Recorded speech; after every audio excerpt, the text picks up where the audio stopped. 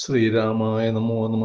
സീതാരാമഗുണാരാമപുണ്യാരണ്യനിവാസിനോ വന്ദേ വിശുദ്ധ വിജ്ഞാനോ കവീശ്വരോ. സർഗം 67. കുംഭകർണവധം. 177 ശ്ലോകമുള്ള വലിയ സർഗമാണ്. 10 മിനിറ്റിൽ കഴിക്കാൻ നോക്കാം. അങ്ങനെ നഗരത്തിന്റെ മതിൽ കവച്ചു വെച്ച് വരുന്ന കുംഭകർണനെ കണ്ട് വാനരന്മാർ പേടിച്ചോടാൻ തുടങ്ങി. അങ്കദൻ അവരെയൊക്കെ ഇതൊരു രാക്ഷസന്മാരുടെ മായയാണെന്ന് പറഞ്ഞ് പിടിച്ചൊതുക്കി കൊണ്ടുവന്നു.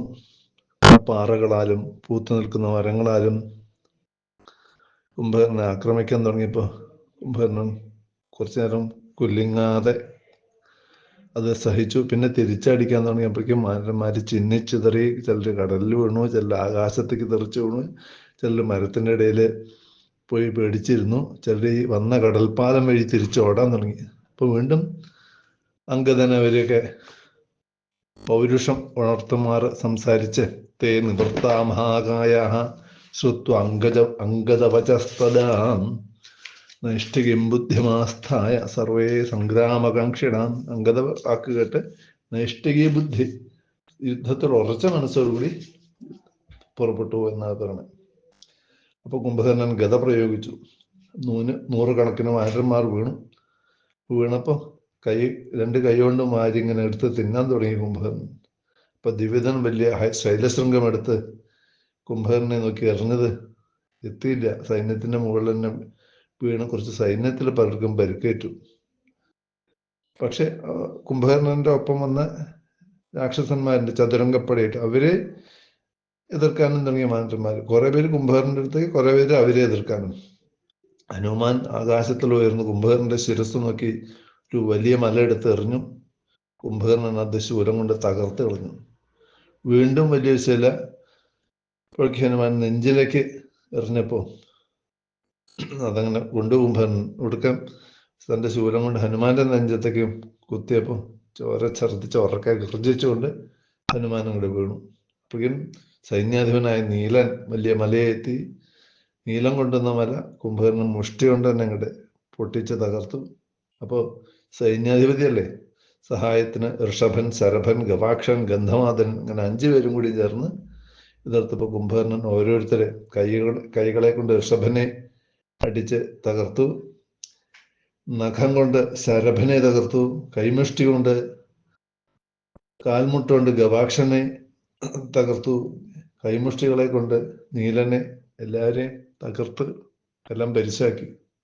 അപ്പൊ 100 കണക്കിന് 1000 രാക്ഷസൻ വാനരന്മാർ ചെന്ന് പല്ലും നഖവും കൊണ്ട് അങ്ങനെ എതിർക്കാൻ നിന്നപ്പോ കുംഭകർണൻ പൂത്ത മാമലമാരി ശോഭിച്ചു എന്ന് പറയുന്നത്. വേനൽക്കാലത്തൊക്കെ ഉണ്ടാവും നല്ല മുരുക്കൊക്കെ അങ്ങനെ മലകളിൽ മലകൾ മുഴുവൻ അങ്ങനെ ചുവന്ന് ശോഭിക്കും. അതുമാതിരി കുംഭകർണൻ ശോഭിക്കാൻ തുടങ്ങി. വീണ്ടും കുംഭകർണൻ ആക്രമണം തുടങ്ങിയപ്പോൾ ഉണങ്ങിയ കാട് മാതിരിയായി വാനരപ്പടയുടെ ആ ഖനൊക്കെ പോയി തുടങ്ങി. അപ്പൊ അങ്കദൻ ശൈലശൃംഗവുമായിട്ട് എതിർത്തപ്പോൾ കുംഭകർണൻ ശൂലം ചാട്ടി. അപ്പൊ മാറി നോക്കും അങ്കദൻ. എന്നിട്ട് നെഞ്ഞത്തേക്ക് അടിച്ചപ്പോൾ കുംഭകർണൻ വേളം തല കറങ്ങി. വീണ്ടും അങ്കദന്റെ നെഞ്ഞത്തേക്ക് അടിച്ചപ്പോൾ അങ്കദൻ ബോധം കെട്ട് വീണു. ഇപ്പൊ സുഗ്രീവൻ വന്നു.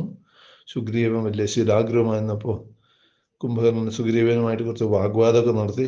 സുഗ്രീവനെ കൊല്ലാൻ ഉറപ്പിച്ച് വലിയൊരു ശൂലം എറിഞ്ഞപ്പോൾ ഹനുമാൻ ഇടയിൽ കയറി ചാടി വന്ന് കാൽമുട്ടുകൊണ്ട് പിടിച്ചു ഒടിച്ചു കളഞ്ഞ ശൂലം. അതുകൊണ്ട് സൈന്യം അഭിനന്ദിച്ചു ഹനുമാന്റെ പ്രവൃത്തി കണ്ട്. അപ്പൊ കയ്യിൽ ശൂലം പോയില്ലേ. കുംഭകർണൻ വലിയ മലമുടി ലങ്കയുടെ ഭാഗത്ത് നിന്ന് എടുത്തിട്ട് സുഗ്രീവനെ മർദ്ദിച്ചപ്പോൾ സുഗ്രീവൻ ബോധം കെട്ടു വീണു. അപ്പൊ കുംഭകർണൻ കണക്കാക്കി സുഗ്രീവനെ പിടിച്ചുകൊണ്ടുപോയ രാജാവിനെ പിടിച്ച് കെട്ടിയിട്ട് കഴിഞ്ഞാൽ തോൽവി സമ്മതിക്കുമല്ലോ സൈന്യങ്ങളെ എന്നുള്ള വിചാരത്തില് ബോധം കെട്ട സുഗ്രീവനെ എടുത്ത് തൻ്റെ തോളത്ത് വെച്ച് അങ്ങോട്ട് തിരിച്ചു നടക്കാൻ തുടങ്ങി. അപ്പോൾ ഹനുമാൻ ചിന്തിച്ചു, വേണമെങ്കിൽ എനിക്ക് വലിയ ശരീരത്തോടു കൂടി ചെന്ന് കുംഭകർണനെ എതിർക്കാം, സുഗ്രീവനെ വീണ്ടെടുക്കാം. പക്ഷെ അത് എൻ്റെ രാജാവിന് സുഗ്രീവന് കുറച്ചിലല്ലേ, അദ്ദേഹത്തിന് ബോധം തെളിഞ്ഞില്ലെങ്കിലോ പെട്ടെന്ന്, എന്തായാലും ഒരു മുഹൂർത്തം കാക്കുക തന്നെ എന്ന് വിചാരിച്ചു. കുംഭകർണൻ അങ്ങനെ രംഗദ്വാരത്തിന്റെ ഗോപുരത്തിന്റെ അവിടെ എത്തി. തിരിച്ചങ്ങോട്ട് നടന്നപ്പോഴേക്കും ആൾക്കാര് രാക്ഷസന്മാരെല്ലാം വലിയ ഉത്സാഹത്തോടു കൂടി ഗോപുരത്തിന്റെ മുകളിലൊക്കെ കയറി ധാരാളം പൂക്കൾ, പുഷ്പവൃഷ്ടി, ഗന്ധജലം, ലാജജലം, മലരും വെള്ളം കൂടി തിളപ്പിച്ച് തളിക്കുക, പെട്ടെന്ന് ക്ഷീണം മാറാൻ. ഇതൊക്കെ അതിൻ്റെ തണുപ്പൊക്കെ ഏറ്റത് കുംഭകർണനാണെങ്കിലും കുറച്ച് സുഗ്രീവനും കൊണ്ടു. പിന്നെ അങ്ങാടി ചെന്നു. അങ്ങാടിയുടെ ഉള്ളിലുള്ള തണുപ്പ്, പച്ചക്കറികളൊക്കെ ധാരാളം ഉണ്ടാവില്ലേ, അതിൻ്റെ തണുപ്പ്, ഈ ലാജജലം, ഗന്ധജലത്തിൻ്റെ തണുപ്പൊക്കെ കാരണം സുഗ്രീവന്റെ ബോധം കെട്ടുപോയി. അത് പോയിട്ട് ഉണർന്നു. അപ്പോൾ നോക്കുമ്പോൾ ഇവിടെയാണ് സ്ഥലത്ത് അല്ലേ. അപ്പോൾ വിചാരിച്ചു, കുരങ്ങന്മാർക്ക് ഇഷ്ടമുള്ള ഒരു കാര്യം ചെയ്ത് എല്ലാവരുടെയും ശ്രദ്ധ കൈപ്പറ്റണം വിചാരിച്ച് കൈനഖങ്ങളെ കൊണ്ട് ചെവികളും പല്ലുകൊണ്ട് മൂക്കും എൻ്റെ കാലുകളെ കൊണ്ട് വാരിയും കീറി മുറിച്ച് കൂടി കുംഭകർണൻ സുഗ്രീവനെ അങ്ങോട്ട് കുതറി വീഴ്ത്തിയപ്പോൾ കുംഭകർണൻ്റെ ഒപ്പമുള്ള അംഗരക്ഷകന്മാർ അങ്ങനെയുള്ള ആൾക്കാരൊക്കെ ഉണ്ടല്ലോ, അവരൊക്കെ ചെന്ന് സുഗ്രീവനെ പിടിച്ച് കെട്ടാൻ ചെന്നപ്പോൾ അവരൊക്കെ അടിച്ച് തകർത്ത് നേരെ കുംഭകർണേക്കാൾ ഉയരത്തിലേക്ക് ചാടി നേരെ ശ്രീരാമന്റെ അടുത്തേക്ക് സുഗ്രീവനെത്തി. ഇനിയിപ്പോൾ ലങ്കയിലേക്ക് പോയിട്ട് എന്താ കാര്യം എന്ന് തിരിച്ച് യുദ്ധക്കളത്തിലേക്ക് തന്നെ കുംഭകർണൻ നടന്നു. മുറിഞ്ഞ ചെവികളും മൂക്കുമായി ശൂർപ്പണഖയുടെ ഏട്ടനാണെന്നുള്ള മട്ടലിനെ വരികയാണ്. കാലാന്തകാലിനെ പോലെ വാനരന്മാരെ തീർക്കാൻ തുടങ്ങി. ഒന്നും രണ്ടും എന്നല്ല, കുറേ പേര് തിന്നും, ഇടയ്ക്ക് ഇതാവും. അങ്ങനെ കുറേ വാനരന്മാരെ തിന്നുമ്പോൾ ഇടയ്ക്ക് രാക്ഷസന്മാരെ ഇതിൽ പെട്ടു. അതൊന്നും വേറെ ഇടാനൊന്നും വയ്യ, വിശപ്പുകാരനെ. അപ്പോൾ ഒക്കെ എല്ലാത്തിനും എടുത്ത് തിന്നാൻ തുടങ്ങിയപ്പോൾ വാനരന്മാർ പേടിച്ച് രാമന്റെ അടുത്ത് എത്തിയപ്പോൾ ലക്ഷ്മണൻ ക്രുദ്ധനായിട്ട് 7 ശരങ്ങളങ്ങനെ എതിർത്തു. കുംഭകർണന്റെ അടുത്ത് ചെന്നപ്പോൾ കുംഭകർണൻ പ്രശംസിച്ചു ലക്ഷ്മണനെ. കാലനെ പോലും എന്നെ എതിർക്കാൻ താങ്കൾ ധൈര്യം കാണിച്ചോളൂ. താങ്കളുടെ വീരതയെ ഞാൻ മാനിക്കുന്നു. മൃത്യുവിനെ പോലെ ആയുധം ധരിച്ച് എൻ്റെ മുന്നിൽ ചെന്ന് നിൽക്കുക പോലും പൂജാർഹമാണ്. പിന്നെയല്ലേ ഐരാവതത്തെ എതിർത്ത് ഇന്ദ്രനെ പോലും തോൽപ്പിച്ച് എന്നെ എതിരിടാൻ വരുന്നത്.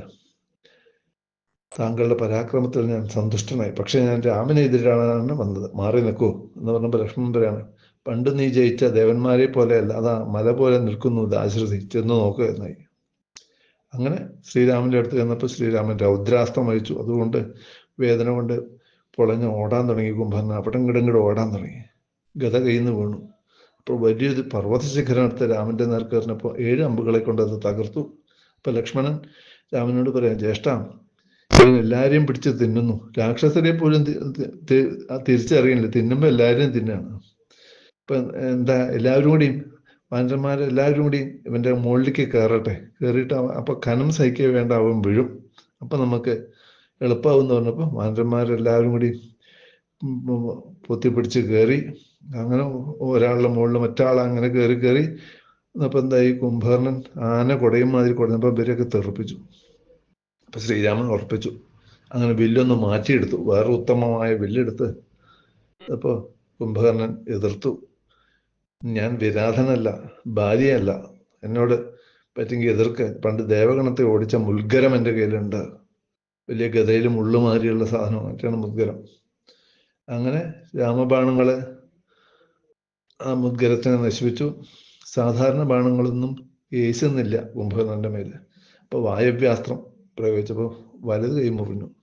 അപ്പോൾ ഇടത് കയ്യിൽ വലിയ മാമരമെടുത്ത് വന്നപ്പോൾ ഇന്ദ്രാസ്ത്രം കൊണ്ട് അതും മുറിച്ചു. 2 അർദ്ധചന്ദ്രാസ്ത്രങ്ങളെ കൊണ്ട് 2 കാലും മുറിച്ചപ്പോൾ അങ്ങനെ രാഹു ചന്ദ്രനെ വിഴുങ്ങാൻ വരണ മാതിരി വായ പൊളിച്ച് അങ്ങനെ വന്നപ്പോൾ ധാരാളം അസ്ത്രങ്ങൾ വായക്കകത്ത് ചെയ്തു.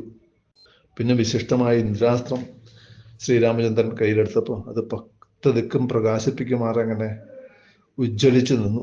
അങ്ങനെ ആ അസ്ത്രം അയച്ചതോടുകൂടി കുംഭകർണന്റെ ശിരസ് അങ്ങനെ അറ്റു വീഴാണ് ചെയ്തത്. കുംഭകർണ ശിരോഭാതി കുണ്ടലാലങ്കൃതം മഹത് ആദിത്യഭ്യുതിരേരാത്രോ മധ്യസ്ഥൈവ ചന്ദ്രമാഹ. ആകാശത്തിന്റെ നടുക്കിൽ ചന്ദ്രൻ പ്രകാശിക്കുന്ന മാതിരി കുണ്ടലാലങ്കൃതമായ കുംഭകർണന്റെ ശിരസ് ഉണ്ടായിരുന്നു പണ്ട്. പക്ഷെ ഇപ്പൊ എങ്ങനെയാ, ചന്ദ്രൻ പ്രകാശിക്കുക ആകാശത്ത്. പക്ഷെ രാവിലെ സൂര്യൻ ഉദിക്കുകയാണെങ്കിൽ ചന്ദ്രന്റെ പ്രകാശം മങ്ങില്ലേ.